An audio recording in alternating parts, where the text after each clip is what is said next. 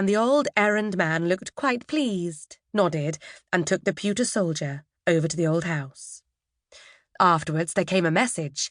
It was to ask if the little boy himself had not a wish to come over and pay a visit, and so he got permission of his parents and then went over to the old house. And the brass balls on the iron railings shone much brighter than ever. One would have thought they were polished on account of the visit, and it was as if the carved-out trumpeters, for there were trumpeters who stood in tulips carved out on the door, blew with all their might. Their cheeks appeared so much rounder than before. Yes, they blew. Tratta-ratra! The little boy comes, tratta-ratra! And then the door opened.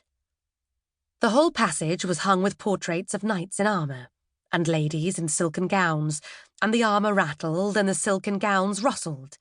And then there was a flight of stairs, which went a good way upwards and a little way downwards, and then one came on a balcony, which was in a very dilapidated state, sure enough, with large holes and long crevices, but grass grew there, and leaves out of them altogether, for the whole balcony outside, the yard and the walls, were overgrown with so much green stuff that it looked like a garden, only a balcony.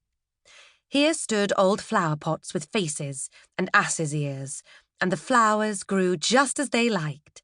One of the pots was quite overrun on all sides with pinks, that is to say, with the green part.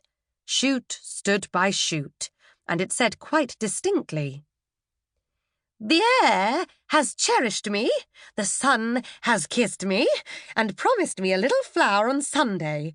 A little flower on Sunday.